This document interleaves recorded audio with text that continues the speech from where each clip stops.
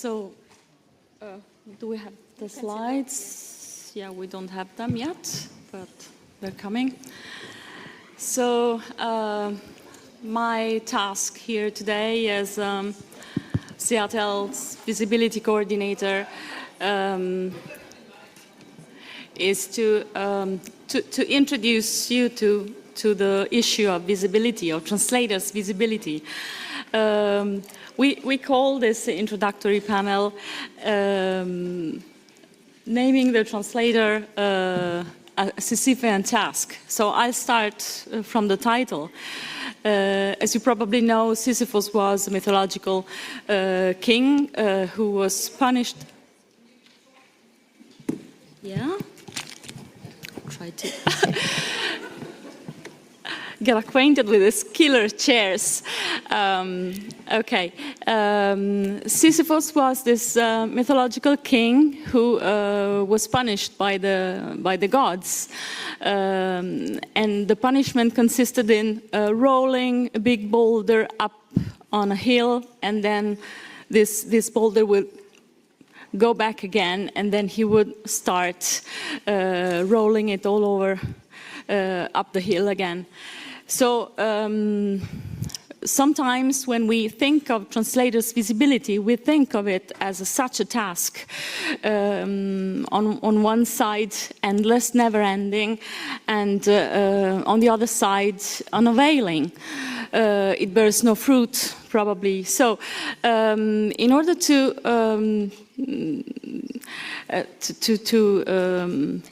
get through this frustration when talking about translators' visibility, I'd like to focus on the goal of what do we mean with translators' visibility, and why is it important? Next slide, please. So I'd like to quote the translators on the cover report that we've been discussing on earlier today. It also mentions visibility among the many other things it tackles. And it says that visibility can lead to better recognition and help translators overcome the issues arising from anonymity.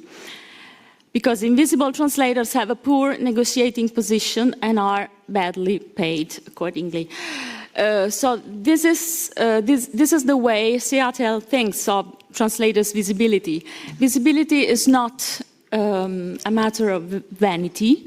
We don't pursue visibility for visibility's sake, but we aim at making translators visible in order to make them better paid, better remunerated, giving them better working conditions. Next slide, please. So this is why it's important to name the translator, and it's. In a way, we can try through visibility to break a bad circle, or to build a good circle, because everyone in the book publishing value chain can and will achieve something if and when the translators are fairly acknowledged. They will have better recognition, and then they will have better.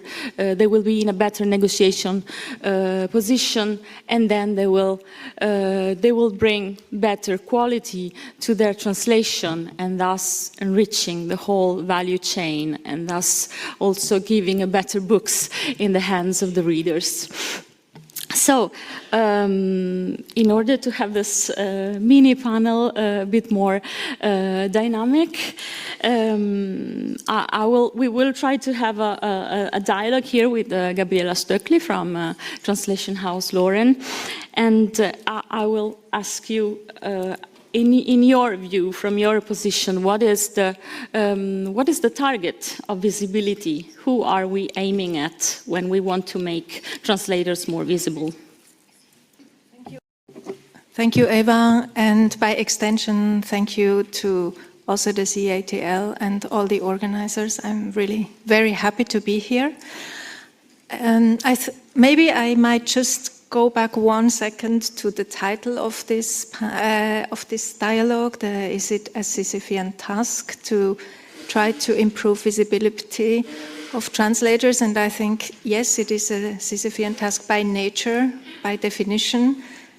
It's about communication, and that never stops. So once one does something, if it works, one has to do it again. So it's never ending. But maybe if you allow me to just quote and give a small quote of Camus, who said that the struggle itself up to the top of the hill could fill up a person's heart, and we have to imagine Sisyphus as a happy person. So I think that might be a consolation or also a motivation to go on with this task of making visibility, improving visibility of translators. So I think the target, you asked about the target groups, defining the target groups for me is one of the major issues, problems, or at least open questions. So it's not the same if one communicates with an imagined reading audience, like the general public, or if one communicates within the industries. So I think this, depending on the target groups, it would be a slightly different or adapted form of communication. Yeah, to start. Thank you, Gabi. We should have the previous slide presentation, please. The second part of my presentation is a short overview about what CEATL does in terms of visibility campaigns. Next slide, please. We produce a few videos every now and then. We have an e-zine. We do campaigns on World Book Day, or we've done this year, and then we have something called Seattle Friday, and the newest one, the newest campaign is called Week in Translation. Next slide, please. So in 2022 and 23, we celebrated International Translation Day with a video campaign. The first one was with Joyce, and the headline was Translating the Untranslatable. It's a 5 minutes video that you can find on our YouTube channel. The second one was with Svetlana Alexievich, Nobel Prize writer from Belarus. And the videos consisted in having a dozen translators from all over Europe reading a short sentence, a short passage from the named work, Joyce's Ulysses in the first case, and Svetlana Alexievich in the second. Next slide, please. Then our e-zine, our magazine, it's called Counterpoint, and it's been published twice a year for 5 years, I guess. And it's packed with useful information and debate issues about everything related to literary translation. So if you're not acquainted with it, I warmly recommend you read it. It's published both in English and in French. Next, please. And then our latest World Book Day campaign this year had the hashtag Translating is my superpower.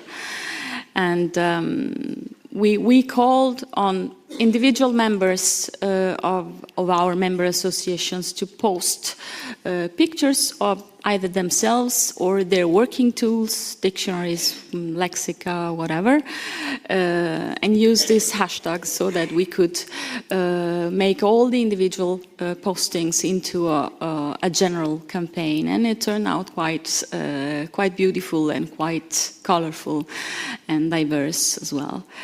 And we like to stress on World Book Day, that's the long official name of the day is World Book and Copyright Day. So it really involves us as well as literary translators. And then the next slide, CEATL Friday. We've been running CEATL Friday for 2 years now.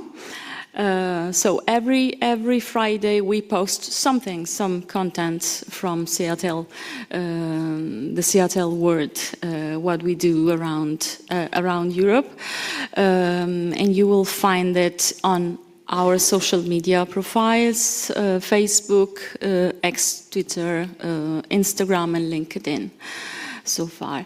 And the next one. So our latest visibility campaign is called Week in Translation, and it's a guest poster program running on Instagram. We started in January this year. Every month we leave the keys of our Instagram profile to a translator. And ask him or her to show them, to show us their daily life as translators, what they do, and it's been a nice variety. We have here, you see, we see Maria Postema from the Netherlands, who was our guest poster in last week, actually in September. Johannes Sandberg McGinn from Swedish Sápmi, who had very intense discussions about minority languages. Mette Holm from Denmark, translator from Japanese, and Lucie Stevens from Serbia. So if you're curious about what do these weird creatures around Europe in their daily life, Week in Translation is a place to go and peek at. And then next one, I think I'm done. Yes, thank you.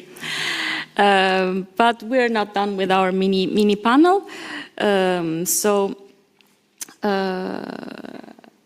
You have your own presentation. Yes. You start with that, yes, and then I go for a question if we have time. But I think I would take the advantage to recommend everyone who hasn't done so to really check out those communication channels and the posts by CEATL. I think you are doing such a great job, and I mean it's all voluntary work, and I think what all of us or many of us do to defend the interests of translators. CEATL, everyone from CEATL who is here and made this possible is just great work. So yes, maybe you know, or some of you know, that at Translation House Looren we offer residencies, grants, ongoing training programs, and a series of events.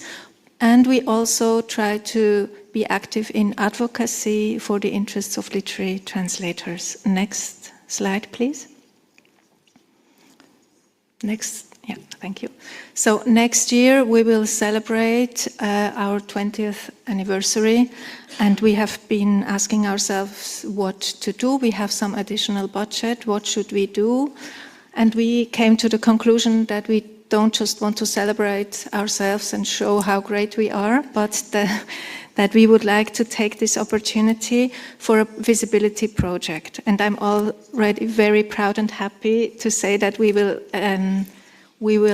collaborate for that with CEATL. And also I'm happy to be here because this is also an invitation to all of you to join in. I will explain how you can do that.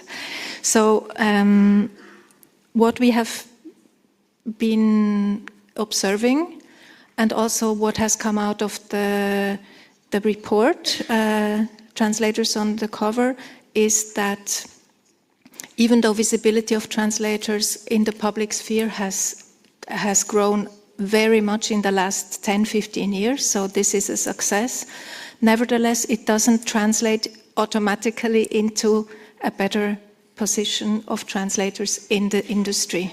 So I think one has also to address those things that didn't work out, maybe as one had wished to. So, but it is a Sisyphean task, and we have to keep up. I mean, we don't know what it would have been, what the situation would have been if we hadn't done all that work we did. So we'll just go on. And next slide, please. We decided at Looren that we would reactivate a campaign that was launched at The Guardian in 2021. Most of you probably know it, by Jennifer Croft, with a petition for authors to sign that they wish their translators to be on the cover of their translated books. So we will take up this claim and launch a social media, it's mainly social media campaign, but also a media campaign with that slogan, Name the Translator, also translators on the cover, but Name the Translator is a little bit more, a wider claim, so that's our main claim.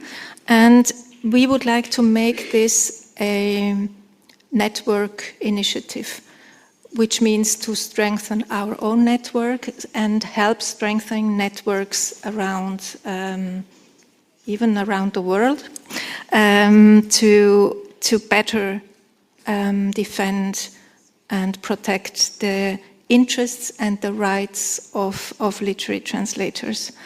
I have a few slides for you that are sort of a prototype. Maybe we can go through the next 4 slides. So it will be, this is work in progress. We don't know what this will look like in the end. We will launch it in next spring. So next, yeah, just to show translators and to make that work more visible.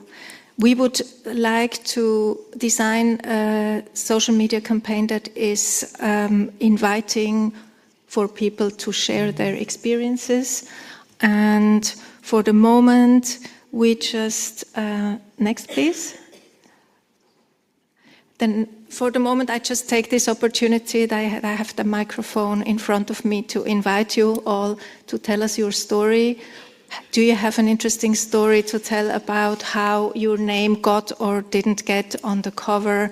Maybe we like to not use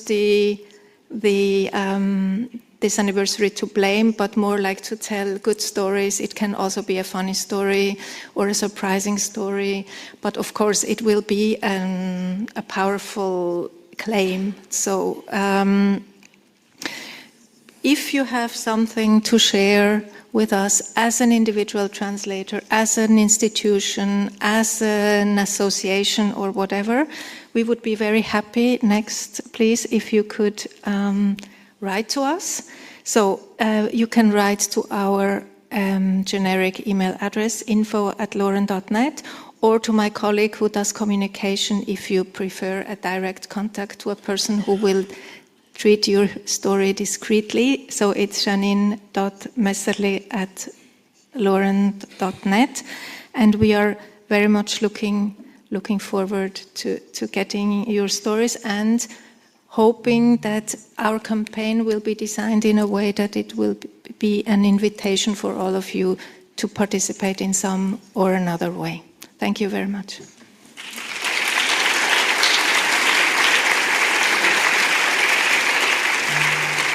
Grazie.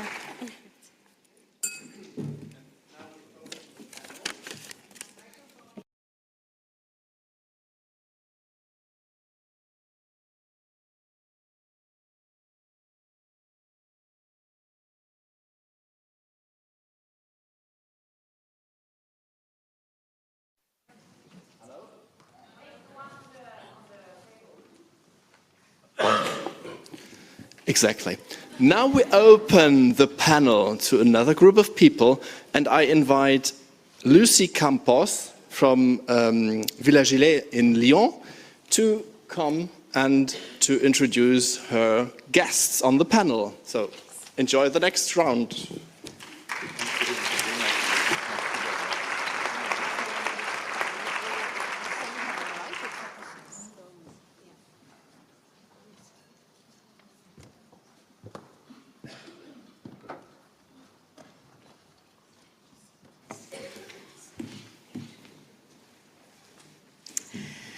Hello and good evening. So this is the last panel of the day. I am Lucie Campos. I run the Villa Gillet in Lyon, which is an international writers' centre.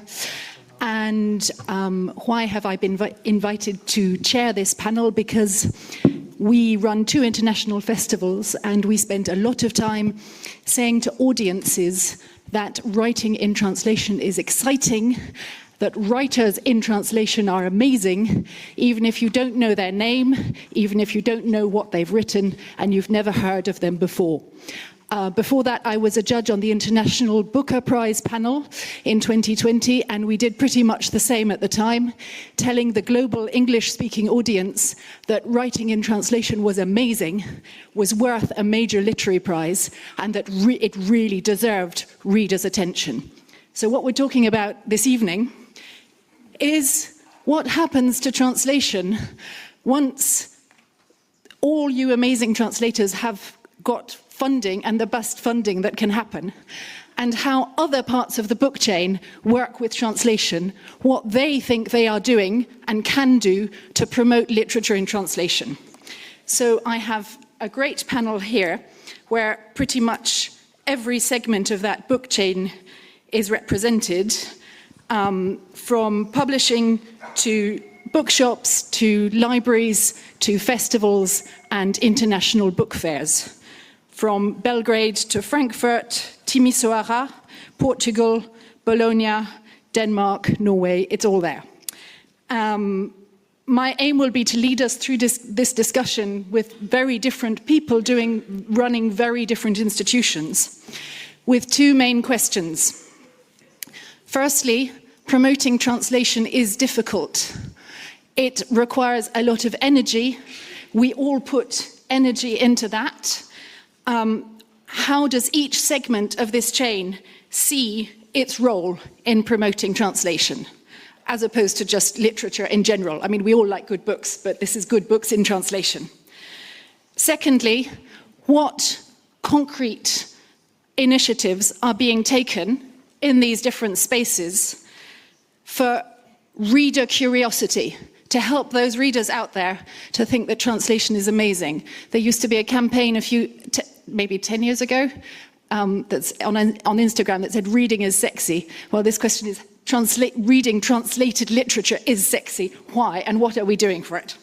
So those are the 2 questions. And if they don't answer these questions in their presentations, I'll come back to the questions as we go along. So we're going to start with 2.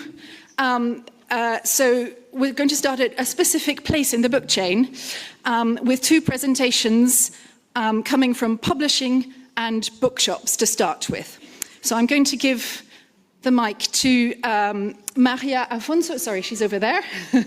María, for the publishing side and the example of Antígona. She's editorial coordinator at an independent publishing house called Antígona, established in Lisbon, which is very well established. It's about 45 years old now. And they work, we just heard this on the workshop previously, to bring unknown and underrepresented literary voices to Portugal. Would you like to tell us a bit more about this? You have to click on the middle button. Okay, can you hear me? Oh, yeah. Okay, so first, thank you to the CEATL, to Cécile Deniard, to Corinne Rigaud, to this wonderful panel, and to all those who came today to listen to us. So, how to arouse the reader's interest in translated literature? Is it possible or not? So this is the theme of the next 5 minutes, 10 minutes. So, next slide, please. Okay. It's very important to have a solid ground in everything. And in Antígona, we have definitely a solid ground for good things to come. So, next slide, please. Okay, I've just tried to organize some ideas, a kind of brainstorming of who we are. So in the center, a love affair with rebel books since 1979.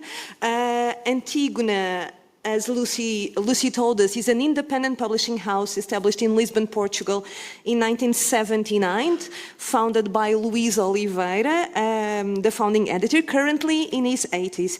We have a very high quality and literary catalogue, and we work with some of the best literary translators in Portugal. So Antígona, and now if you've read everything, well, our main published authors, clear identity, coherent catalogue, some of the features of this publishing house.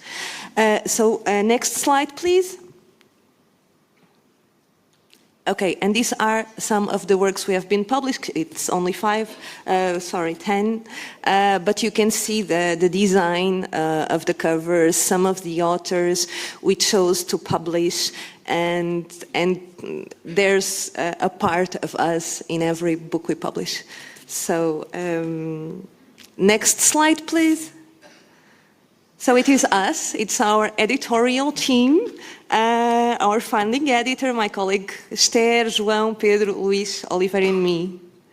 It's in our small patio. Every year we organize a book fair over there and sell directly to the readers. And so next slide, please.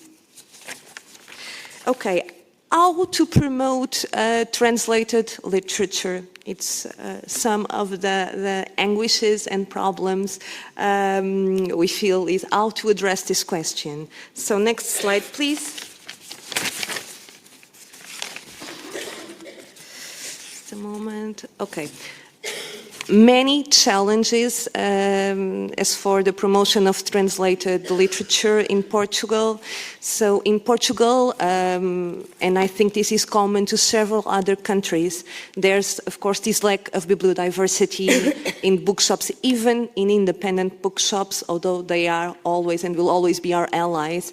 And of course, a sector where there is no risk-taking, so a very concentrated market focused on safe bets and foreign bestsellers. Next slide, please. How have we tried to address this question? Okay, we've built a catalogue of books we fell in love with, and such books know no borders. So we have translations from the Arabic, the Czech, the English, French, German, Hungarian, Italian, Polish, Russian, Spanish, and Swedish. And next slide, please. And you see that in Portugal, at least, there are less and less experienced translators with a strong cultural and literary background. There are few translators, very few, from lesser spoken idioms. And lack of translators' recognition, and you can see, as you can read, to act as spokespersons for a translated work. And lack of translation grants in Portugal from the Portuguese government. We have to present applications to foreign ministries, culture ministries, and associations. So next slide, please. What have we been trying to do about it? So finding and testing translators from these less spoken idioms, apprenticeship and mentorship by experienced translators. We've done that with, for instance, the translation of Citizen by Claudia Rankine, an experienced translator and a new translator. And of course, the visibility of the translator, and we like to say that we are in a very serious relationship with translators, because in our working process, there's a very, of course, there is a fair remuneration, fair payment, good working conditions, the visibility, as we'll see in the next slide. Next slide, please. The visibility of the translator. Since the 80s, that the name of the translator is in the covers of Antígona's books. So you can see a video by the translator the name in the title page and the translator's bio at the end of the book.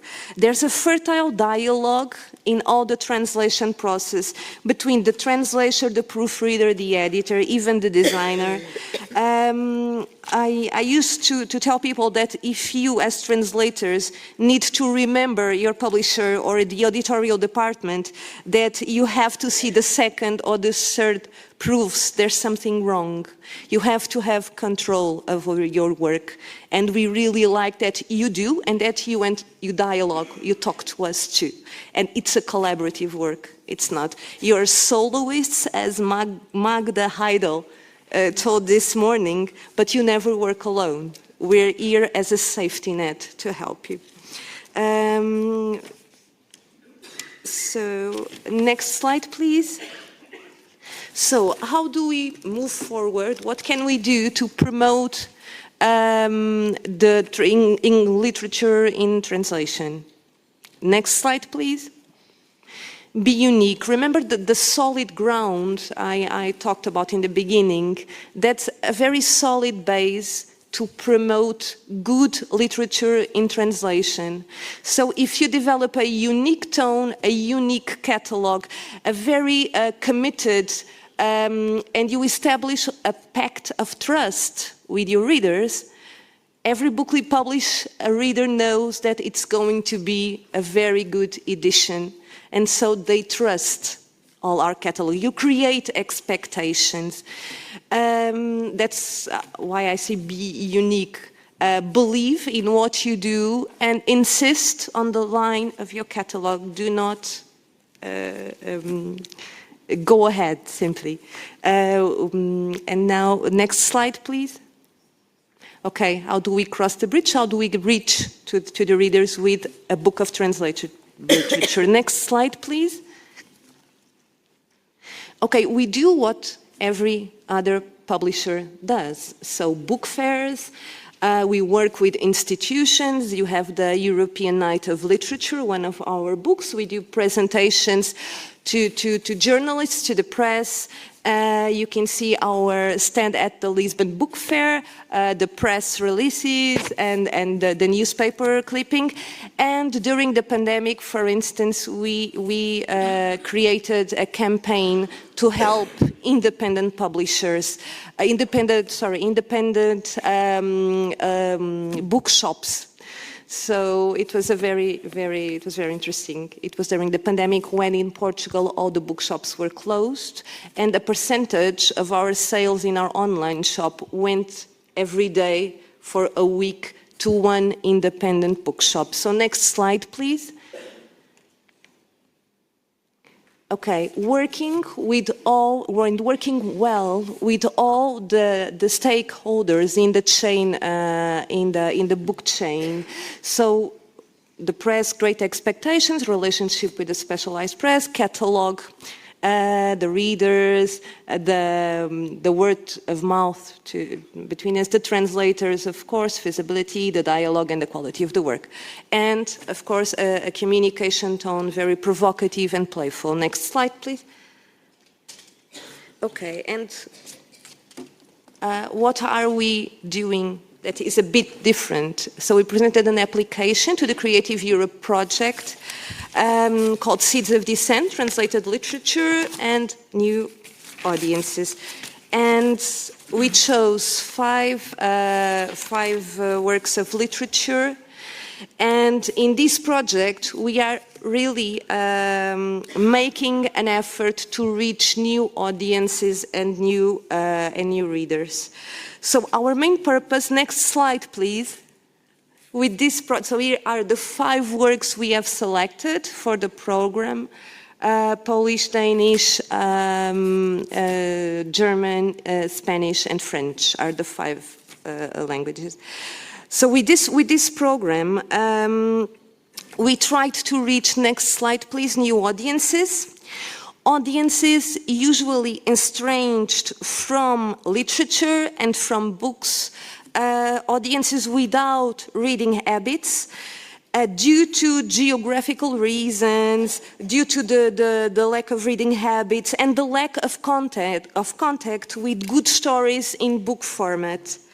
In Portugal, there are large regions, large areas where there is not a single bookshop nor a single library. So how are we going to do this? And you can see the pictures and the items. We challenge local cultural associations already laying groundwork in several parts of Portugal to bring our stories to elderly populations, to the Rome community, to schools, to streets, social projects, using techniques like the theatre of the oppressed, community theatre, reading sessions, community readings, collage. So these books, this literature in translation and stories become alive. And so that these readers or future readers, because there are people in these sessions that cannot read, but they can hear the story of the book.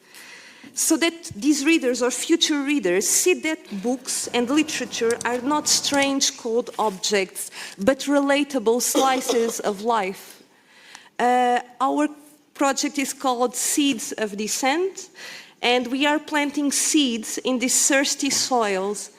And each and every seed that will thrive is already a victory. That's how we're trying to reach wider audiences and a vast group of readers. Thank you very much for listening to me.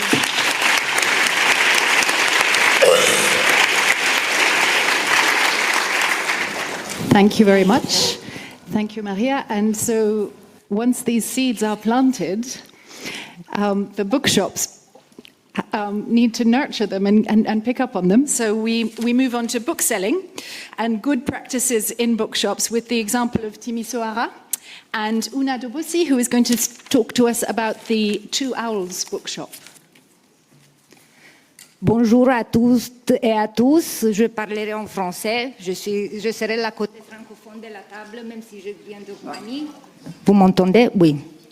Donc bonjour, merci à CEATL pour l'invitation. C'est un honneur pour moi d'être la seule libraire parmi tant de traducteurs. On peut dire que je participe au Woodstock des traducteurs.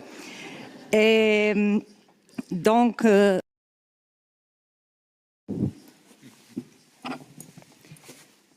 slide suivant. Comme ça? Oui, merci. Donc, je suis la cofondatrice de la librairie aux deux hiboux de Timișoara, qui a été créée il y a 8 ans. J'ai créé cette librairie indépendante avec ma meilleure amie, Raluca Selejan. Donc, Timișoara, c'est dans l'ouest de la Roumanie, c'est la 4e ville de la Roumanie. Et l'année passée, Timișoara a été capitale européenne de la culture. Ce qui a fait de notre ville une ville plus animée. Donc notre librairie se trouve dans le centre-ville de Timișoara. On a 158 mètres carrés. Et depuis 2017, nous sommes membres associés de l'IABF, de la Fédération européenne internationale des libraires. Et aussi, depuis 2023, nous sommes membres de AILF, l'Association internationale des librairies francophones, car nous avons ouvert un coin du livre francophone. Je vais parler plus tard de ce coin du livre.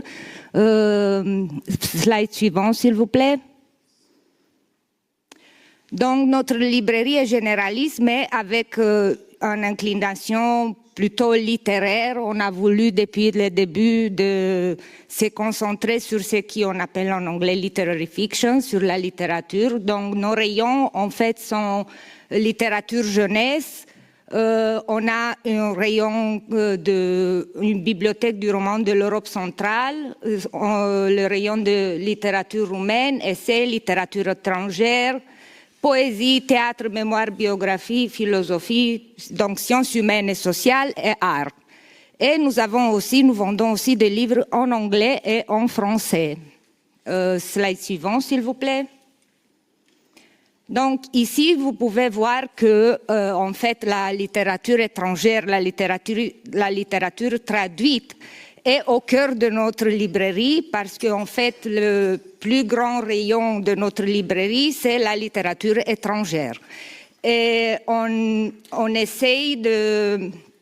On est très attentif quand on choisit notre offre, ça on fait depuis 8 ans ça, parce que, comme vous le savez, on publie trop aujourd'hui et du coup, pour nous, la sélection est très importante, ça doit être aussi personnel, parce qu'on croit beaucoup que nous ne devons pas vendre ce qui se vend, mais on doit vendre ce qu'on aime. C'est ça qu'on arrive au public si on vend ce qu'on aime. C'est ça, c'est notre première condition. Et du coup, ici, dans la librairie, on a le rayon de littérature étrangère. En fait, il est rangé par collection, par maison d'édition. Et nous travaillons avec plus de 100 maisons d'édition roumaines et nous essayons de rester en contact avec les éditeurs, les traducteurs et les écrivains aussi pour savoir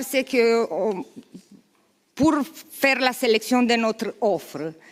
Et je trouve que c'est très important de rester en contact en première place avec les éditeurs et les traducteurs parce que je viens de lire et je trouvais dans une librairie à Paris ce petit livre de Milan Kundera. Et c'est en fait son texte qu'il a écrit en 85. C'est un dictionnaire en fait des mots. Comme vous savez, Kundera, lui, il a revu ses traductions, toutes ses traductions et il était très exigeant avec ça, et il dit, et je veux le citer,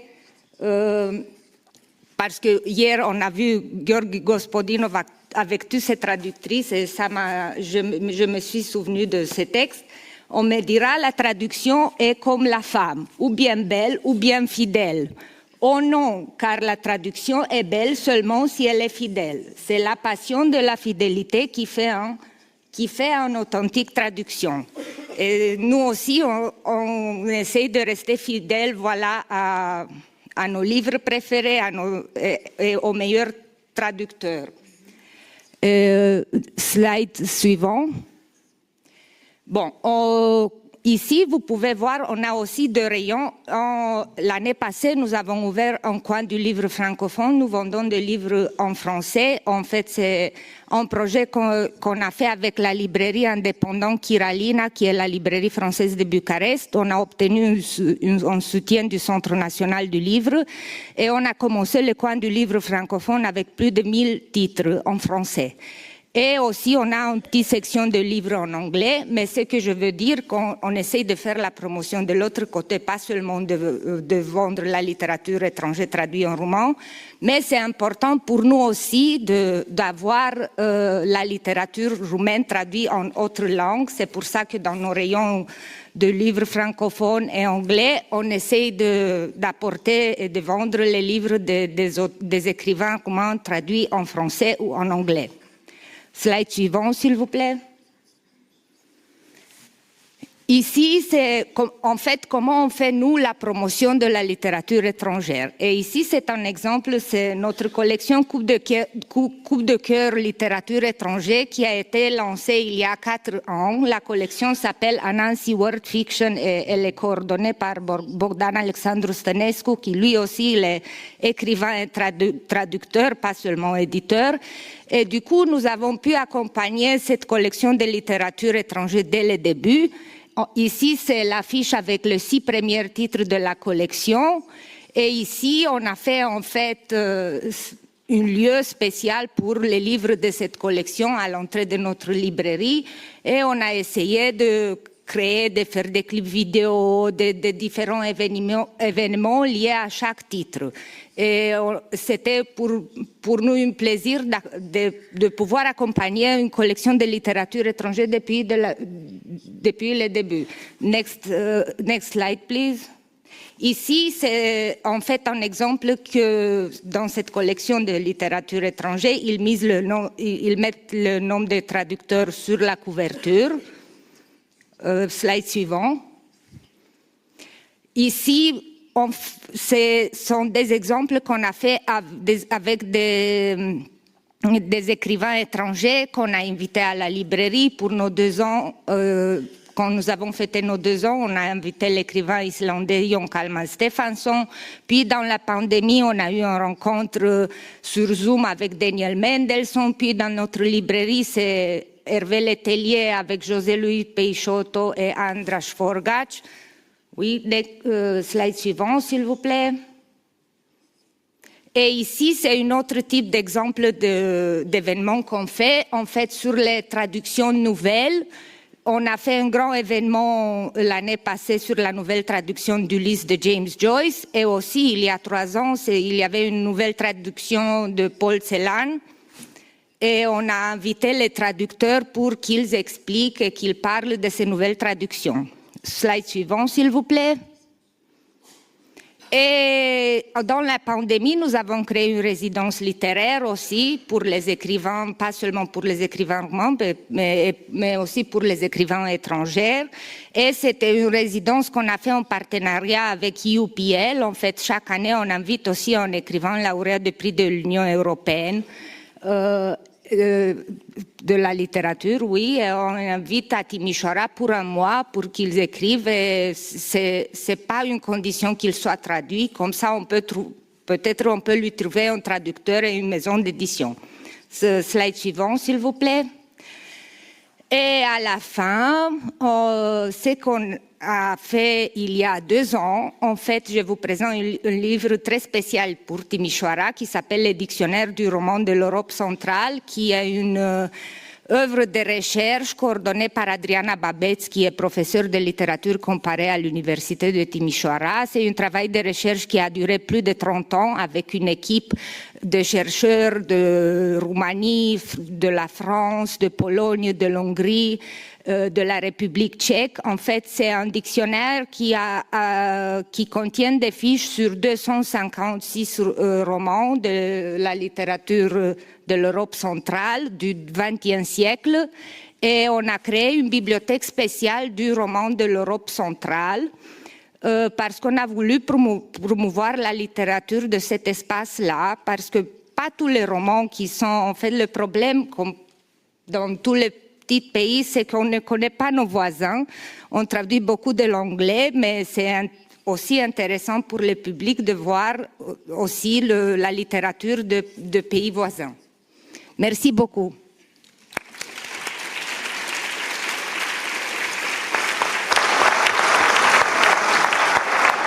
Merci beaucoup, Oana, et c'est un exercice difficile, on doit tenir le temps. Renvoyer la balle entre... sorry. Je peux continuer en français? Je voudrais quand même renvoyer la question de l'édition à la librairie. On nous a parlé de cultiver des nouveaux lecteurs, développer des nouveaux lectorats. Quels sont les lecteurs de vos livres en traduction? Qui achète les livres en traduction et à qui essayez-vous de parler en organisant ces événements et cette promotion? Je peux dire que les acheteurs, c'est la communauté qu'on a créée pendant 8 ans en fait dans notre librairie, parce que nous, on a essayé pas seulement d'être un lieu de vente, mais aussi une communauté culturelle, et du coup, beaucoup de nos clients sont devenus nos amis. Et du coup, même, on a vu ça même dans la pandémie, les gens achètent ce que nous recommandons. Donc, si on recommande de la littérature étrangère, notre public qui est fidèle, ils achètent ça. Donc, on tient beaucoup à nos recommandations et à la relation personnelle avec nos clients. Merci beaucoup. Donc, on retrouve quelque chose de cette base solide dont on parlait tout à l'heure pour l'édition. Si on a le temps, on y revient, mais je passe à la suite de la chaîne du livre. So I'm moving on through the book chain. With the 2 next presentations are going to be about libraries and literary prizes on one hand and festivals on the other hand. So I'll invite Ina Engelhardt to talk to us about her work in the Euroregion Maas-Rhine, which is between Belgium, Netherlands and Germany, and the project EuregioKultur and what you do there for translation. Sehr gerne. Der Sprachenvielfalt zuliebe mache ich mal auf Deutsch weiter, wenn das in Ordnung ist. Es schließt sich tatsächlich ganz gut an, weil es gerade schon hieß, ja manchmal kennt man die Literaturen aus dem Nachbarland nicht und genau das versuchen wir eben vorzustellen in dem Verein EuregioKultur. Es wurde, genau, Lucie hat es gerade schon erwähnt, wir sind in Euregio Maas-Rhine, das ist wirklich das Dreiländereck Deutschland, Belgien, Niederlande, also zwischen Maastricht, Lüttich und Aachen, wenn das jemandem was sagt. Genau, wir sind tatsächlich ein unheimlich kleiner Verein. Wir sind 2,5 Personen, die dort beschäftigt sind. Also auch da vielen lieben Dank für die Einladung und dass auch so kleine Strukturen hier vertreten sein dürfen. Wir machen also dreisprachige Literaturprojekte, Deutsch, Französisch, Niederländisch. Sprich, ohne Übersetzerinnen und Übersetzer würde bei uns überhaupt nichts gehen. Und die werden bei uns auf sehr verschiedene Weise eingebunden. Dazu komme ich gleich noch. Ich habe auch eine Frage mitgebracht an alle zum Einstieg, weil die Frage ja auch ist, wie bringt man die ÜbersetzerInnen an den Mann und ans Publikum? Und ich wollte mal fragen, wie alt Sie waren, als Sie das erste Mal einen Literaturübersetzer getroffen haben, live vor Ort. Vielleicht mal kurz nachdenken und ich würde es mal staffeln. Wer war so bis 18 Jahre? Einfach mal Hände hoch. Wer war bis 18, als er seinen ersten Literaturübersetzerin getroffen hat? Sehr wenige. Bis Mitte 20? Okay, schon mehr. Über Mitte 20? Okay, ja. Oder 40 aufwärts geht auch noch. Okay, also man merkt schon eher spät. Ich komme gleich nochmal drauf zurück. Die Frage war vor allem, wie machen wir neugierig auf übersetzte Literatur und auch auf die ÜbersetzerInnen selbst. Meine Antwort als Veranstalterin ist auf jeden Fall das Treffen dieser Übersetzerinnen. Das findet in mehreren Etappen statt, sage ich mal. Natürlich einmal, dass man überhaupt daran denkt, die Personen mit einzuladen. Dass man dann aber auch nicht nur sagt, hier kommt der und der Autor und auch übrigens der Übersetzer ist auch noch dabei, sondern einerseits name the author, wir hatten es schon mehrfach, den Namen nennen, aber nicht nur das, sondern auch, finde ich, in Wort und Bild auf die Person hinweisen und auf die Vielfältigkeit dieser Personen. Also wir haben das zum Beispiel auf unserer Internetseite so gemacht, dass neben den AutorInnen, die wir einladen, die mit Kurzbiografie vorgestellt werden, auch die ÜbersetzerInnen eine eigene Kurzbiografie einschicken können, ein eigenes Foto einschicken können. Also da haben die wirklich quasi carte blanche, wie sie sich vorstellen wollen. Und das bleibt auch auf der Internetseite. Das nochmal als kleiner Wink auch zu dem Sisyphos, den wir vorhin hatten. Wir kriegen jetzt teilweise noch E-Mails geschickt von Leuten, die sagen, oh, wir haben gesehen, Sie hatten da vor 5 Jahren mal den und den Übersetzer eingeladen, den würden wir gerne kontaktieren. Wir finden dessen Kontakt nicht, weil natürlich, das ist nochmal ein komplett anderes Thema, eigene Homepage, eigene Visibilität im Internet, das ist ein Vollzeitjob nebenbei. Also daher, genau, tragen wir auch insofern mit dazu bei, dass die ÜbersetzerInnen da wirklich vorgestellt werden. Genau, ich hatte gesagt, einladen, zeigen in Wort und Bild und dann aber auch die Veranstaltung auf die jeweiligen ÜbersetzerInnen anpassen. Ich habe schon gesagt, nicht einfach nur sagen, okay, da ist übrigens noch der Übersetzer dabei, sondern Sie wissen es selber, hier sitzen unheimlich viele ÜbersetzerInnen im Saal. Es sind so verschiedene Biografien, es sind so verschiedene Persönlichkeiten. Und da finde ich es ganz wichtig, auch zu sagen, okay, welche Persönlichkeit oder welcher ÜbersetzerInnen-Werdegang sitzt hier vor mir, wie können wir diese Veranstaltung anpassen? Ich denke zum Beispiel gerade an eine, die wir letztes Jahr hatten in Lüttich. Da war Katharina Polladjan, eine deutschsprachige Schriftstellerin, eingeladen mit Corinna Gebner, ihrer französischen Übersetzerin, die aber auch gleichzeitig zum Übersetzen publiziert. Also haben wir auch dieses Buch mit in die Veranstaltung eingebunden. Genau, so viel zum Thema, was ist unsere Rolle als Veranstalter. Andererseits, weil wir selber als Verein keinen festen Veranstaltungsort haben und viel eben mit Büchereien und Buchhandlungen kooperieren, ist, finde ich, auch die Verantwortung, diese Partner dafür zu sensibilisieren. Was machen LiteraturübersetzerInnen, was können sie oder was sollen sie auch nicht machen? Weil viele Buchhandlungen sagen dann, ach, dann kommt der Übersetzer mit, dann kann der ja gleich noch dolmetschen. Das kennen Sie vielleicht auch, das sind zwei komplett unterschiedliche Metiers. Manchmal gibt es diese eierlegenden Wollmilchsäue unter den ÜbersetzerInnen, die das auch gerne machen. Dann ist das von mir aus herzlich willkommen, aber wirklich, ich finde, darauf eingehen, wer sitzt da vor uns und das dementsprechend anpassen. Ich hatte es auch schon mal, da war ich auch ein bisschen überrascht, aber auch das gibt's. Das war ein Paar von eine niederländische Autorin mit ihrer frankophonen Übersetzerin, die da war. Und ich dachte mir, naja, die können ja untereinander reden. Die Übersetzerin wird ja wohl Niederländisch sprechen. Aber nee, hat sie nicht. Sie hat gemeint, sie weigert sich auch, diese Sprache zu sprechen, weil ihr wirklich wichtigstes Werkzeug ist die französische Sprache, ist ihre Muttersprache. Und die will sie nicht irgendwie... Ja, verunreinigen klingt jetzt komisch, aber da will sie nichts dazwischenkommen lassen. Sie spricht Französisch, sie will kein Niederländisch sprechen und hat dann zu mir auch gemeint, naja, du sprichst ja beide Sprachen und übersetzt nicht. Guck, ist doch auch das Gleiche. Also ich mir denke, ja, jeder ist da anders drauf und ich finde, darauf sollte man eingehen. Und ich fand es auch gestern übrigens sehr, sehr schön zu sehen bei der Abendveranstaltung, dass sich wirklich alle Übersetzerinnen auf Bulgarisch unterhalten haben und dass das so flüssig ging. Das war sehr schön zu sehen. Genau, was ich gerade beschrieben habe, diese Veranstaltung mit SchriftstellerInnen und ÜbersetzerInnen dazu, das findet meistens in Bibliotheken statt, in Buchhandlungen und meistens eben bei Publikum, das sich sowieso dafür interessiert. Und die Frage war natürlich auch, wie kriegen wir noch irgendwie anderes Publikum mit der Nase darauf hingestoßen, dass ÜbersetzerInnen eine unheimlich wichtige und vielfältige und spannende Arbeit machen. Und daher auch meine Frage vorhin, wann hatten Sie das erste Mal einen Literaturübersetzer, Übersetzerin getroffen?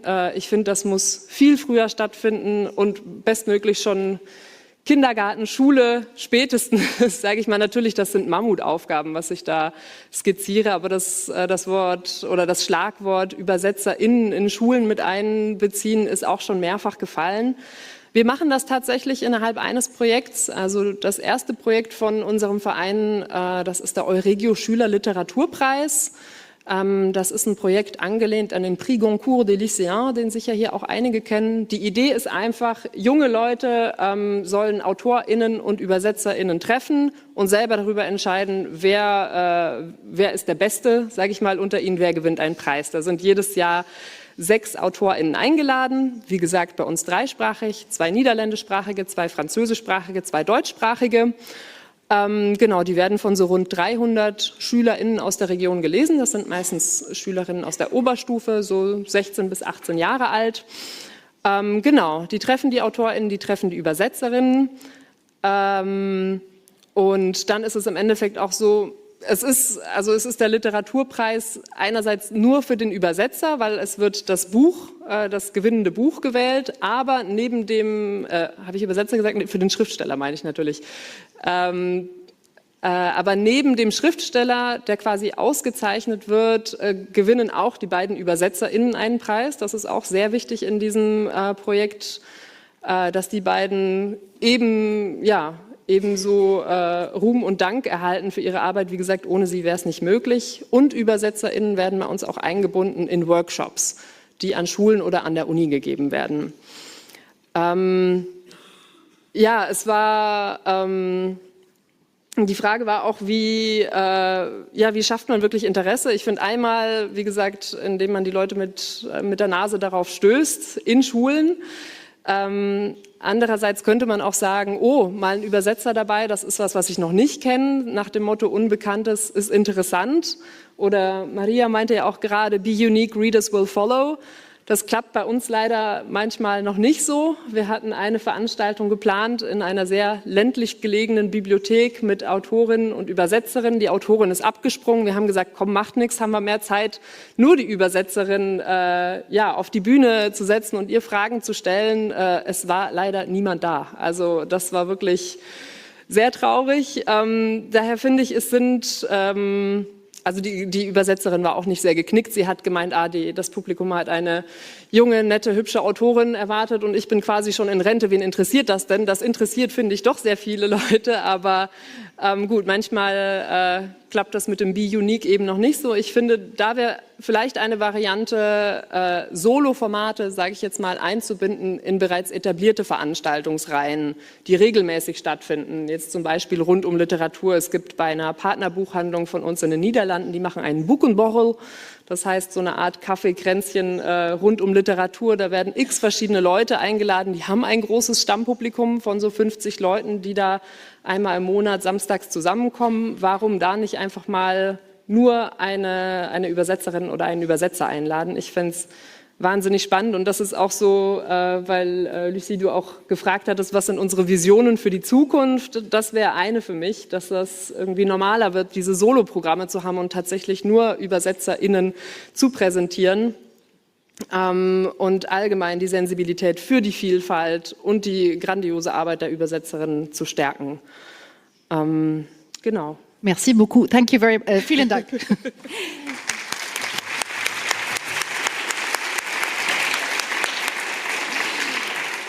So thank you very much. And we have moved from the risk-taking of publishing in translation to finding audiences to reinventing or imagining formats. And of course, all this goes together, but it's a great introduction to the point of view of the festival director. So Vladimir Arsenijević, welcome, speaking so as a writer, but also a cultural project manager. You are a translated writer, translated into many languages and have that experience. Yeah. You are also the director of Krokodil, based in Belgrade, a literary festival that does many things in many places. Yeah, thank you. Thank you. I'm a bit at a loss here. I would like really to appear grumpy regarding this subject, but it's a funny thing. There is a lot of different activities regarding translations and the problem of the visibility of the translator. And it seems that we never have an antagonist. We always seem to agree with each other. So clearly, it's not about different points of view, rather it's about presenting various strategies of what could be done in order to better the status of the translator. But then we go back home and the problem persists. So there is a problem within a problem, I would say, and we need to find out what it is. My name is Vladimir Arsenijević. As it was told, I'm primarily a writer, but then you have to make a living, right? So I'm director, well, I'm a president actually, and creative director of Association Krokodil in Belgrade. Association Krokodil developed from the literary festival Krokodil, and Krokodil itself in Serbian is an abbreviation. I wouldn't say it in Serbian because it would just sound silly, but it stands for, in English, Literary Regional Gathering which alleviates boredom and lethargy. Okay, so književno regionalno okupljanje koje otklanja dosadu i letargiju. KROKIDIL. The best abbreviation ever. There you go, there you go. I mean, we started 16 years ago, and then even 16 years onwards, we see that it's a pretty neat basic definition of what we are all about.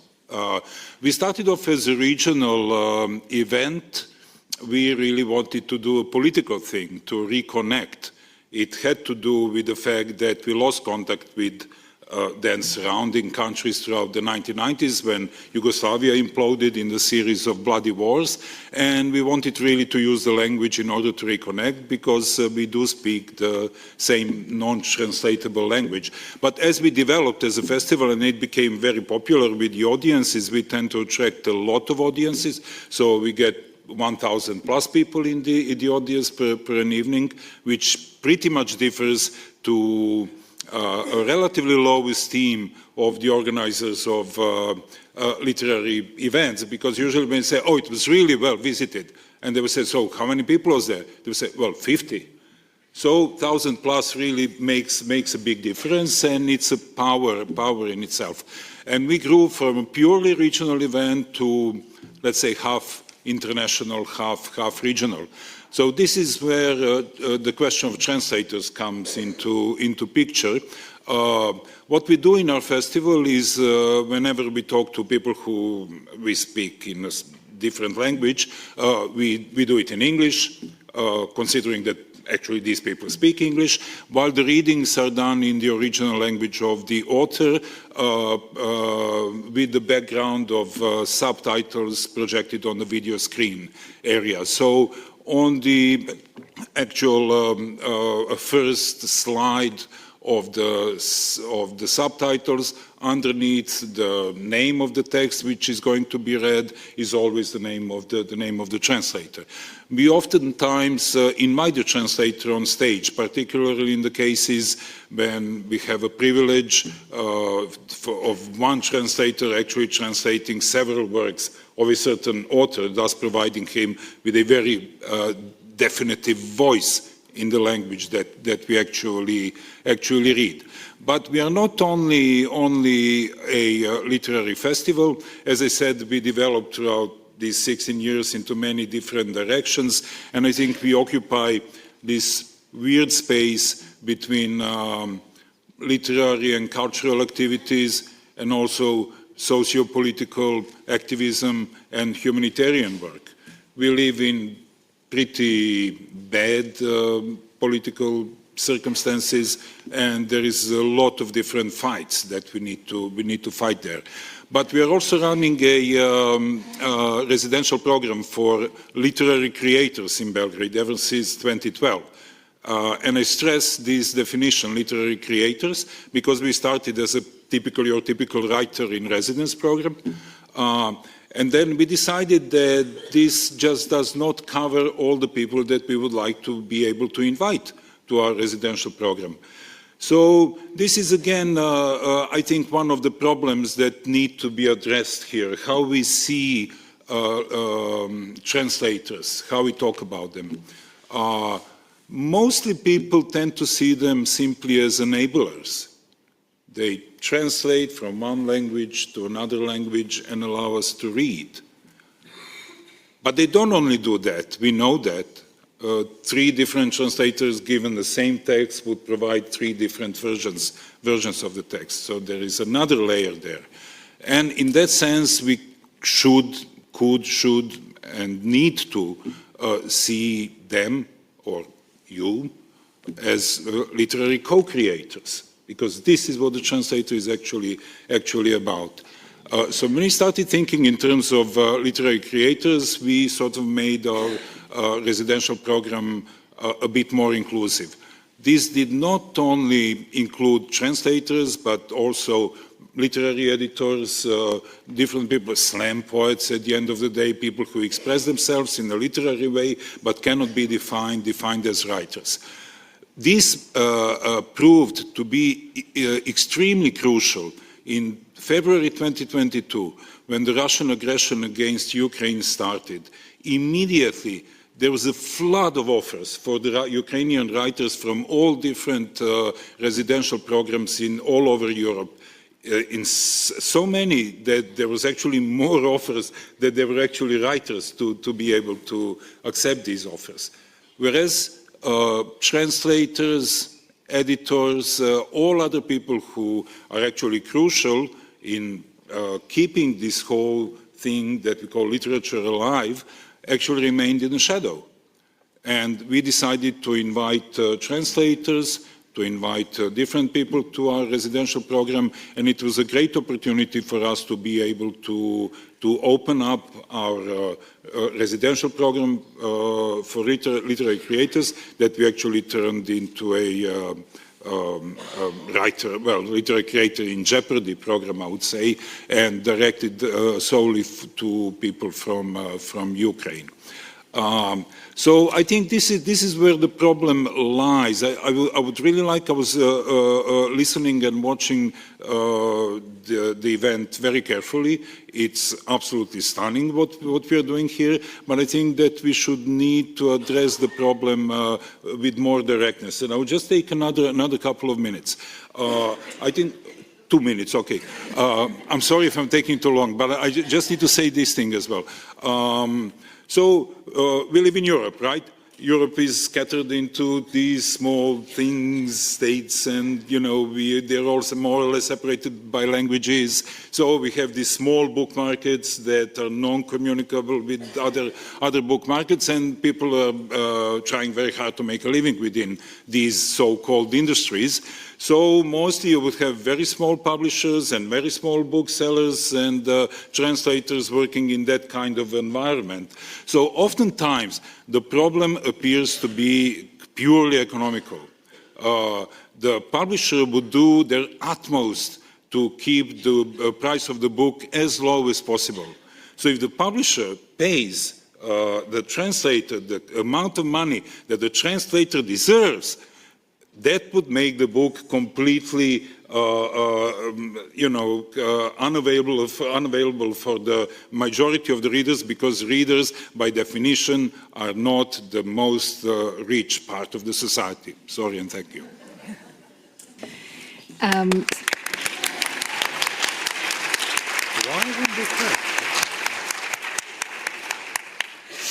Thank you very much.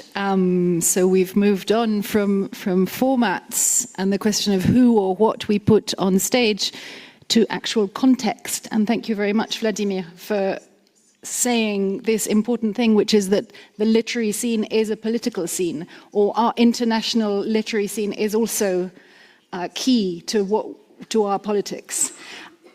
You are both grumpy, but also very satisfied. You say you go home and nothing happens, but you have 1,000 people in the audience. I will just ask the same question. Who are they? The people, well, I think you need to make... Okay, sorry. I think you have to form the audience and then form a separate space in order to be able to discuss certain things with them. I think now we're at the position where people come to the festival Krokodil disregarding what the content is, because they believe that is going to be suitable for them. We don't fool ourselves. We live in a relatively hostile environment in Serbia. So these are the 1,000 people that really need to recognize each other politically and by the things that they believe in and values that they share. This is a minority group in the society, and for that reason only, it is very important for them to have different platforms where they see that there are other people who tend to think about society in the way that they do. And I think Krokodil is one of these platforms. So. Thank you very much. Thank you. So before there will be an opportunity to take a very few questions at the end of this panel. So think about your questions. But before that, we have two more speakers. Thank you very much for joining us. In particular, Jürgen Boos, who has the Frankfurt Book Fair starting very shortly. So President and CEO of the Frankfurt Book Fair, but also active in a number of associations and institutions promoting translation and helping translators. He will be speaking first, and then Elena Pasoli will be talking about the Bologna Book Fair, which is the children's publishing fair in Italy. And both examples are examples of international book fairs, which are trade fairs, but with also an element of public-facing programming. Book fairs which go out of their way to work with translators more than just by selling rights. Jürgen, could you tell us a little bit about this role that Frankfurt Book Fair has taken on in the promotion of not just rights sales, but translation? That's a topic I could speak on forever, I'm sorry. But very briefly, Elena and myself, we are about to lose our voice.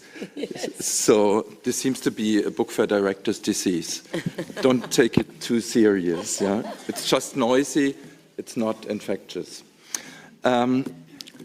If you go back with Frankfurt Book Fair, Frankfurter Buchmesse, The first documents we have is 1430 something.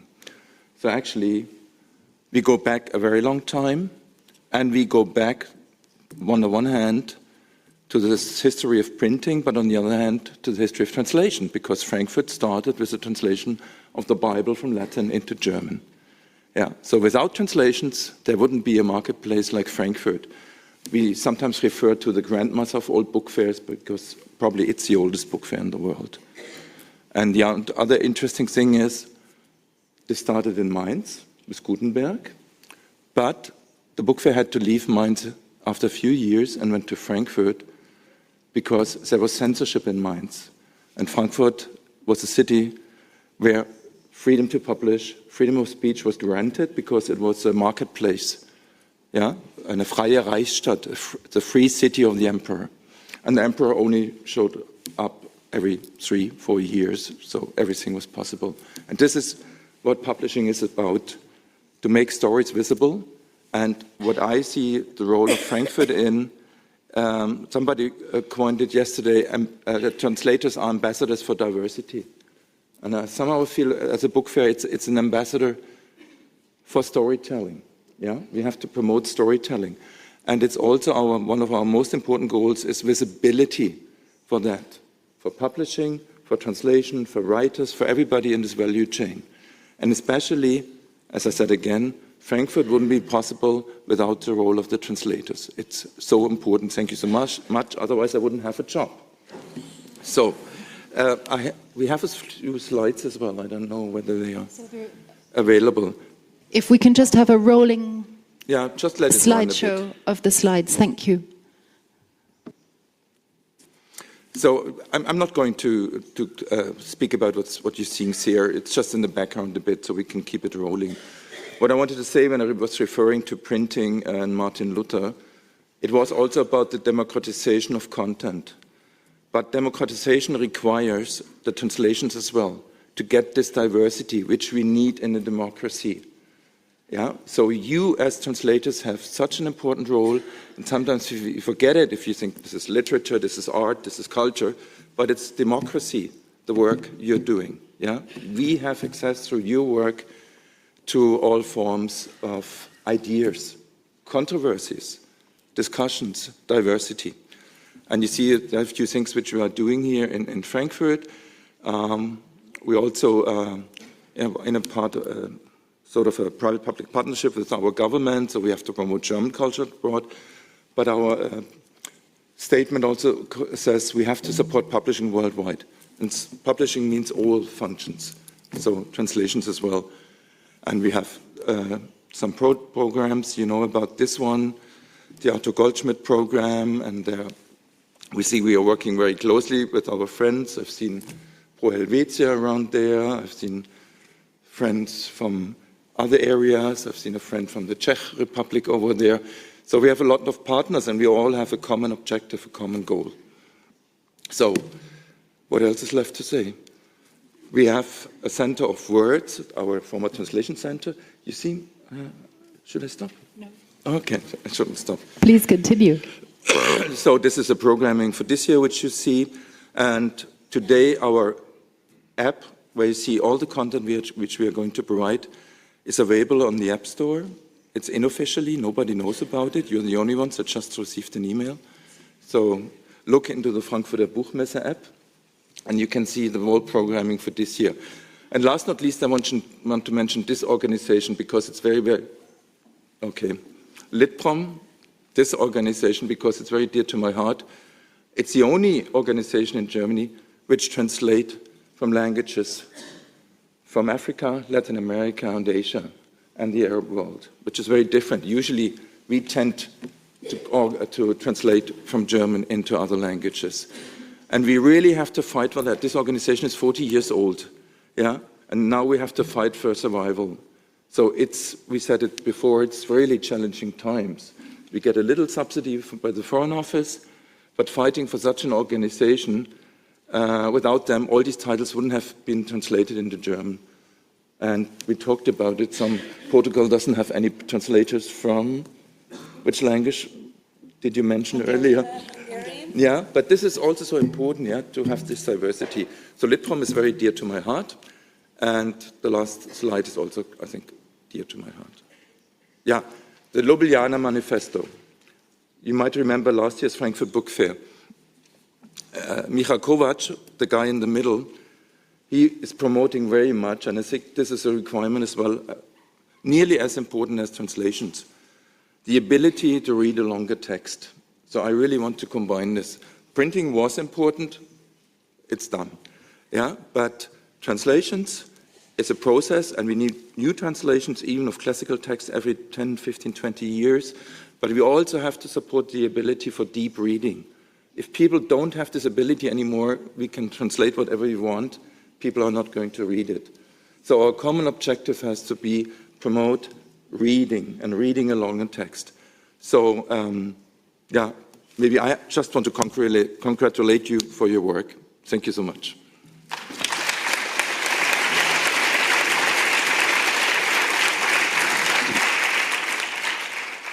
Thank you so much, Jürgen, and thank you, of course, for what the Frankfurt Book Fair has been doing for many years.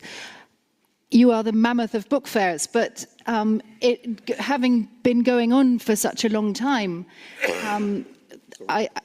one of the questions I would like to ask is how these things are changing or have changed. So you just mentioned that things are getting more difficult. I presume this means funding. Could you specify and maybe in this arena tell us what horizon we should be working towards?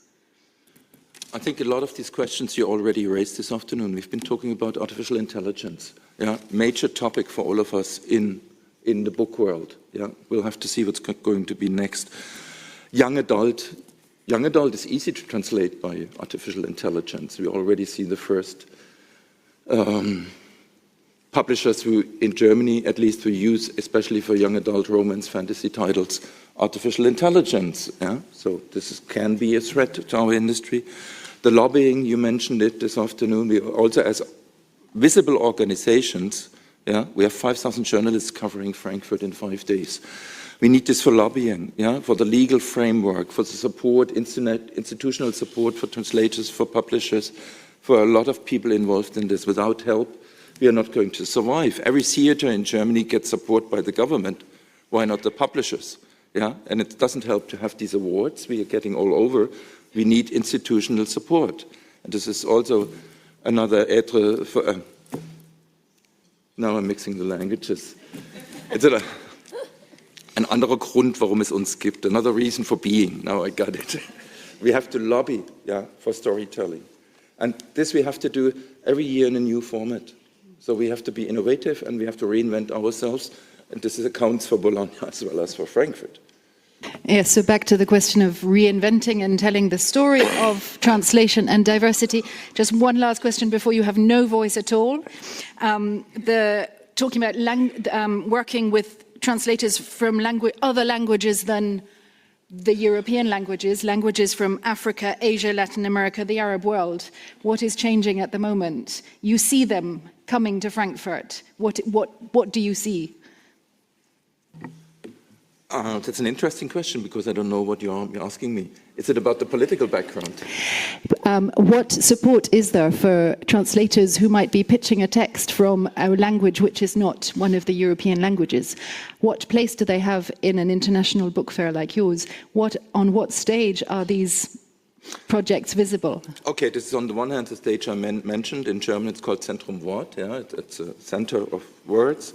But on the other hand, we have an international stage, which is very important. We have a stage for Asia, yeah, which we didn't have before. It's all about the visibility, first of all, of the authors and their translators.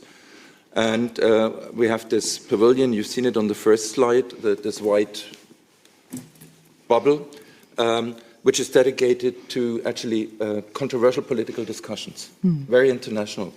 So a book fair, at least Frankfurt, always has to cover economic aspects. We have to cover cultural, literary aspects, but we also have to cover what's happening in society, because this is books, yeah? Storytelling is always the one person facing society. How do we survive in this world? This is a question we always have to answer ourselves. And books are giving us this answer. And this can be very controversial, and this is happening in Frankfurt all the time. Thank you very much. Before we open the discussion, Elena Pasoli. The Bologna Book Fair works with the world as well, but it works with children's books, children's illustration, young adults, so many different parts of what is being published today that we have less mentioned in the panel until now. Could you tell us about the role of the Bologna Book Fair in promoting translation and translators? Hello, hi everyone. First of all, thank you very much for having me. Thank you very much to Francesca Novaira and Cécile Deniard, not only for inviting me today, but for the great support and collaboration that CEATL gives Bologna every year. So, yes, it's interesting when it comes to children's books, because in a way we can say that in children's books is the seed of the future readers. So everything starts from there. In the meantime, there's a huge role that is played by translators when it comes to children's books. First, because I think that you will all agree that translating children's books is a little bit more complicated. I participated in a wonderful workshop today with Simona Mambrini, and I can say that the jokes of words, it's really a work that is a poetry. When you talk today about your work, I really could feel how much demanding it has to be. But apart from that, I see that translators of children's books are also great scouts of new books. I know a lot of stories about books that have been discovered by the translators from a language or another. So let me say that, the Bologna Children's Book Fair started its history based on illustration, but it's more than 20 years that we have focused on translators, and we have really tried to set up initiatives and programs to support and to promote translations, the migration of books from one language to the other, and also in a way with the idea that all this is, maybe it can sound a bit rhetorical, but I don't think it is. It is building bridges, and I think that bridges between cultures is what the world needs more than ever today. So we are only professional fair. We don't have any day for the general public. Anyway, we try to do to support and to participate in many activities. We are founder of the Italian section of EB, for example. We had the World Congress in Trieste a few weeks ago. We also promote and find and scout the best practice in reading promotion, and we try to spread these experiences in order to see them known and replicated outside in the world, not only what happens inside the fair. And then I have to tell you about an initiative in particular that is a kind of a feather in the cap, in my opinion. We started 9 years ago to organize, together with Fondazione Belloni Lunci, the founder of Premio Strega, that is the most important Italian literary award. We created the children's section, and you know the Italian prize is only focused on Italian writers. So the first thing that I said when I met the organizer was, I'm very happy to get started with this common project, but please, we have to take into considerations books that are published in Italy, but they can be written by authors from other countries, because otherwise we, in a way, we go against the principles, the milestones of our credo for the Bologna Children's Book Fair. Okay, it was approved, so we immediately decided that the prize is a cash prize, not so rich, but it's a cash prize, and so we immediately decided to have the same prize, to give the same prize to the translators. So now they happen to be protagonists in the awarding ceremonies, same as the author. And this was, I think, explained a lot of what we feel about this group of professionals. And also, let me say that inside the fair, we do a lot of activities, and also I am happy to say that our activities, as it happens for the main book fairs, I have to say, our activity is all year long. It focuses, of course, in the 4 days of the fair, but then we have activities all over the year. And we've seen this during the pandemic. We've been very active. We held huge congresses about translators machine. We call them like that because in the last few years a lot has changed. And I can say that we had a great audience, and this helped a lot also to connect even better with the community. In the framework of the fair, we have a translators center and we have a translators cafe. That's a place for conversations, meetings on different topics, on different problems related to translation. Now that comics are growing so high all over the world, translating comics has been one of the major topics, as well as different languages. We have also an award for young Italian translators who translate from different languages, and not only European. For example, the next year we will have Korean at the core of the award. And then we have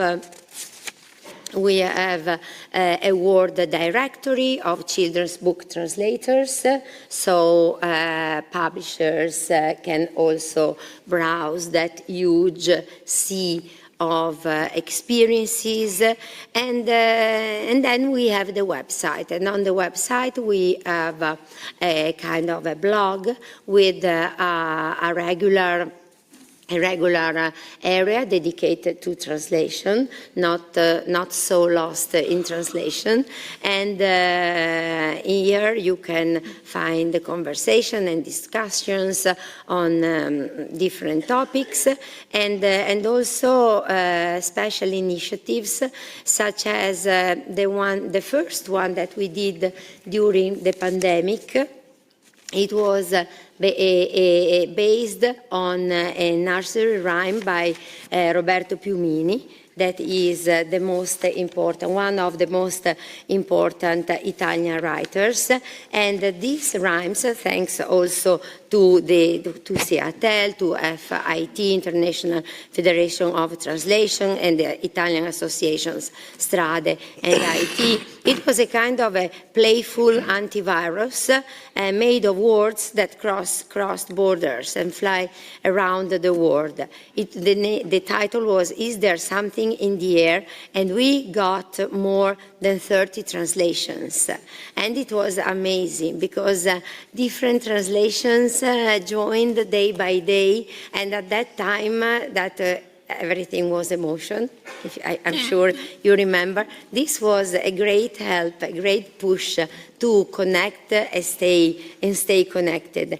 And so again, based on that experience, we promoted last year public reading of the Declaration of the Human Rights in collaboration with the United Nations, and we did it in person at the fair. So after that, we had the idea of do something like the nursery rhymes of the pandemic period, based on the Convention of the Rights of a Child.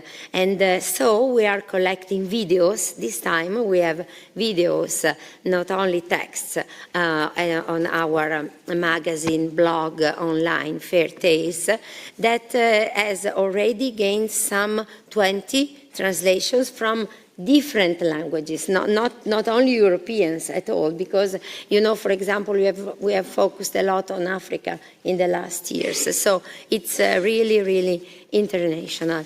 And what can I add? Of course, the best way... One last thing, Elena, and yes. then, yes. When I saw the title of this panel, I thought, what do we do? We are only professional. What do we do concretely to arouse? And then I thought, we build these bridges. And so I think that this is the best way to start. Thank you very much.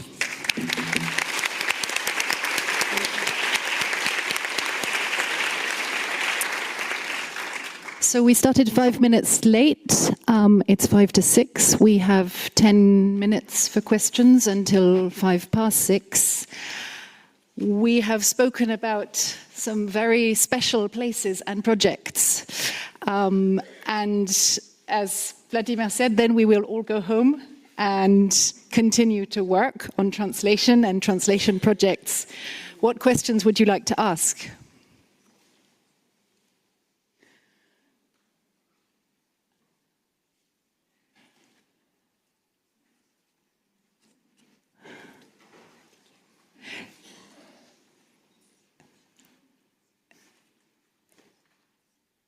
If there are no questions, I'm going to pick up on the last thread we have been talking about with both book fairs, which is the diversity, keeping up the work to make diversity continue to thrive in our literary landscapes. Elena was talking about African languages as well as other languages included in this Declaration of Rights. I'd like to come back to our publisher and bookseller speakers with that question. How do you work with those smaller languages or non-European languages, and how difficult is it, and what are you bringing to the publishing world?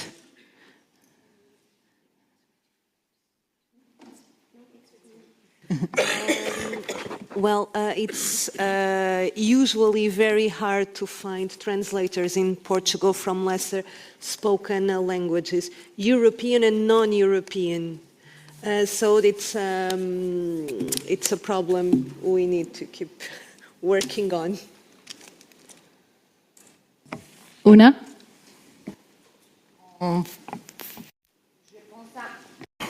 Je pense à un exemple d'événement qu'on a fait en partenariat avec, en fait, pour la langue japonaise. On a commencé cette année de faire des soirées de la littérature japonaise en partenariat avec la maison d'édition Humanitas qui a en fait une série dédiée à la littérature japonaise. Et ça, c'est en dehors de l'Europe, ce qu'on a fait récemment, en fait, ce qui me vient à l'esprit. Et en fait, on a fait ça aussi en partenariat avec l'Université de l'Ouest de Timișoara, qui, à la faculté de lettres de Timișoara, ils ont commencé à donner des cours de japonais. Et il y a beaucoup d'étudiants intéressés. Et du coup, on a fait, voilà, des soirées japonais comme ça.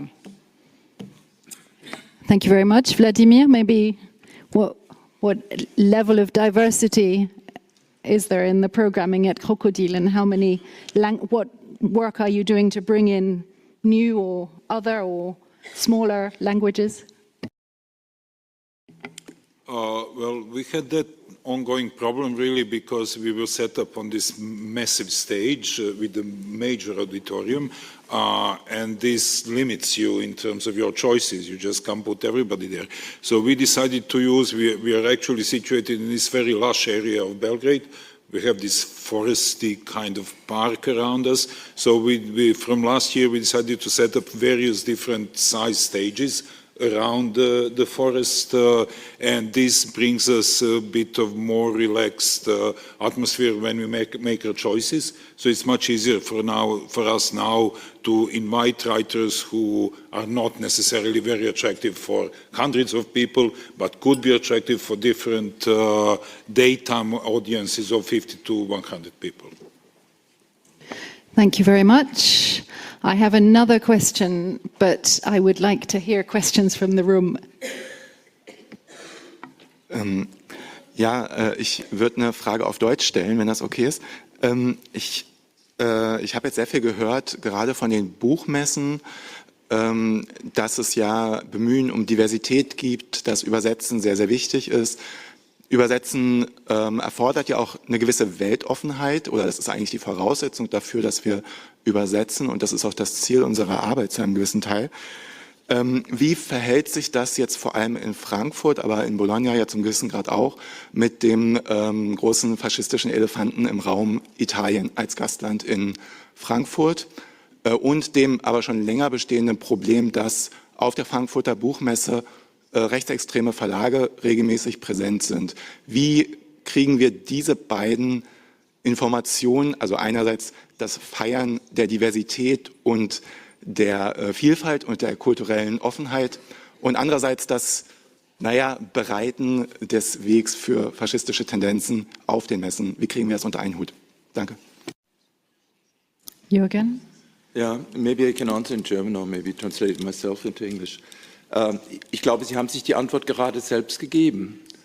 Wenn wir über Diversität sprechen, dann haben wir ein Spektrum, das von links bis rechts reicht. Und solange das nicht gegen die Grundgesetze und die Deklaration der Menschenrechte verstößt, müssen wir auch diese Stimmen leider auf der Frankfurter Buchmesse zulassen. Und ich glaube, das gilt für alle Buchmessen auf der Welt. Wir tauschen uns immer wieder aus, wir sind enge befreundet, alle Buchmessen auf dieser Welt. Und ja, wir kämpfen für die Freiheit des Wortes. Und selbst wenn es Meinungen sind, die mir nicht gefallen, müssen wir sie auf unserer Buchmessen zulassen. Thank you very much. If we could have a question about translation as well as diversity, which of course is an extension of what we've been talking about, but translation maybe?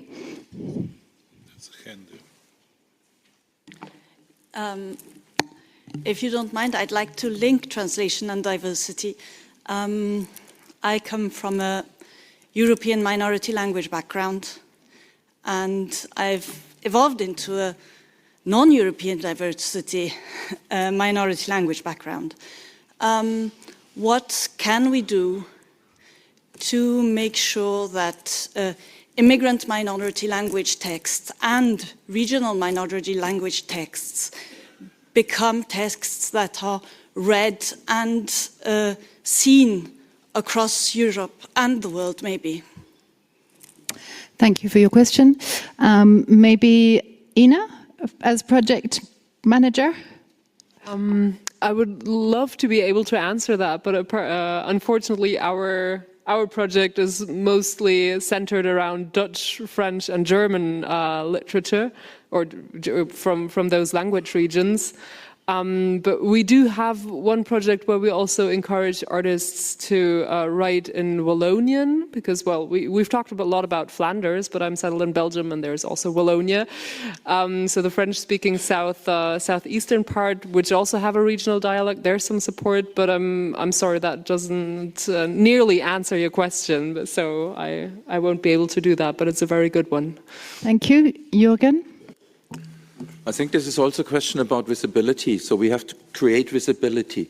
And if it's not translated, if it's not printed yet, then we have to show the people, we have to show the authors, and we have to find a way. Even if we don't have a dolmetscher for them, I think every writer has a friend who can help translating. Yeah? And it's all about first the people, then the publishers, and then we have the visibility.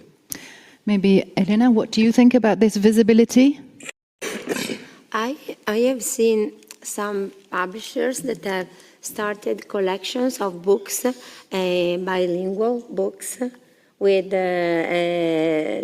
not only Arabic, that's of course quite common, but also from bilingual, the language of their country and the language of the author of the book that he has decided to publish.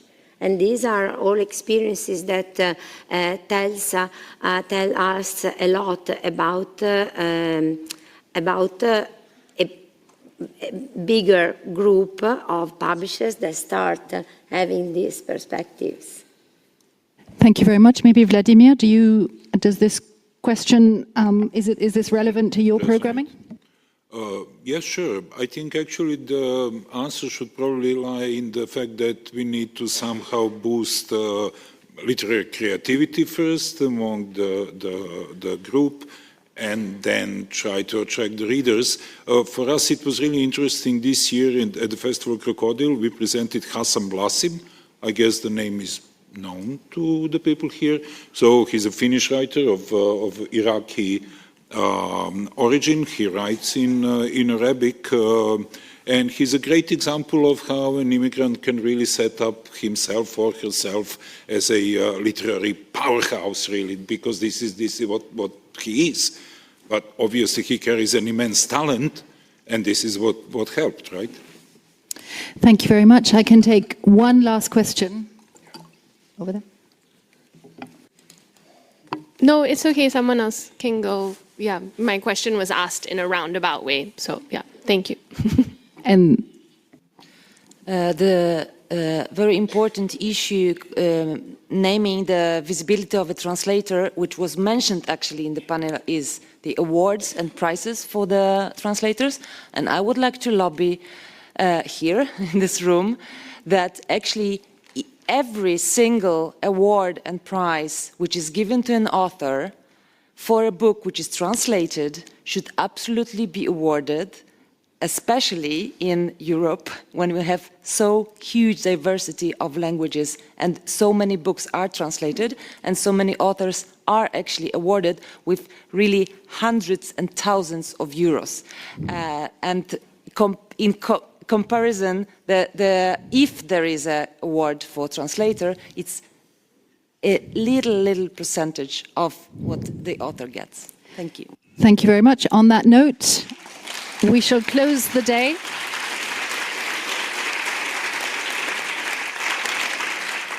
And a big thank you to all 6 speakers and as well to Gabriela, who spoke earlier. Thank you very much.